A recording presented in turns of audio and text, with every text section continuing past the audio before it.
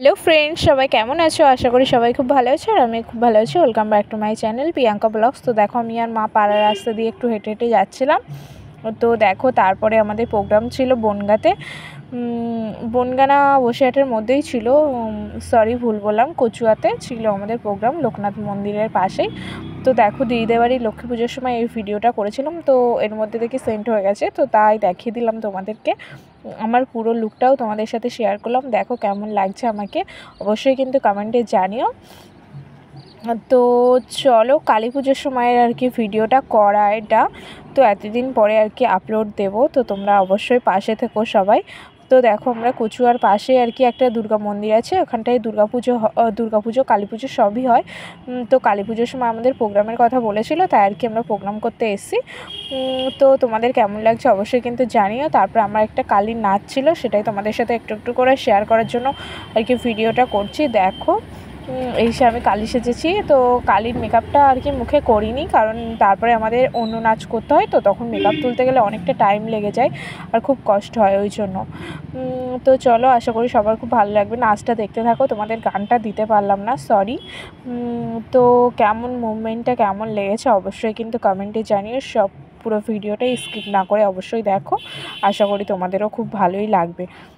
তো দেখো, ওখানটায় লেখা আছে শ্যামা পূজা, মানে কালী পুজো উপলক্ষে আমরা আর কি গেছি, সেটা তোমরা জেনেই যাচ্ছ, ব্যানারে লেখা আছে আর কি।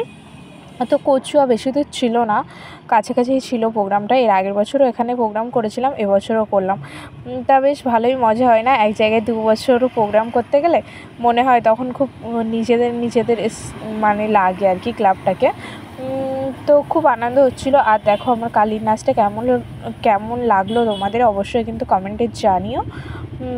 তো অনেক দিন পরেই ভিডিওগুলো আমি আপলোড দিচ্ছি, কিছু কারণের জন্য দেওয়া হয়নি, এমনি কিছুদিন আর কি প্রোগ্রামের জন্যই আর কি এডিট করা হয়নি। তারপরে যদিও বা বাড়ি এসে মায়ের অসুস্থতার কারণ, তারপরে এটা ওটা, মন ভালো না থাকলে দেখবে কিছুই ভালো লাগে না, এটাই হলো তার কারণ সবথেকে বড়।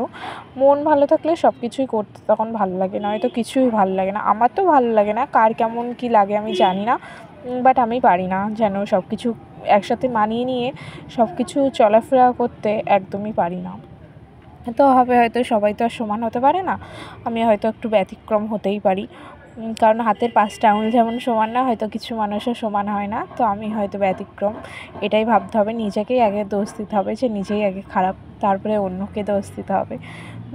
তো চলো, দেখতে থাকো। অনেক কথা বলে ফেললাম, আশা করি কথাগুলো সবার খুব ভালোই লাগবে, আর যদি ভুল কিছু বলে থাকি অবশ্যই ক্ষমা করে দেবে।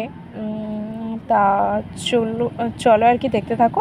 এখানেই আমার ভিডিওটা শেষ করছি। ভালো লাগলে একটা লাইক করো, কমেন্ট করো আর শেয়ার করো। টাটা।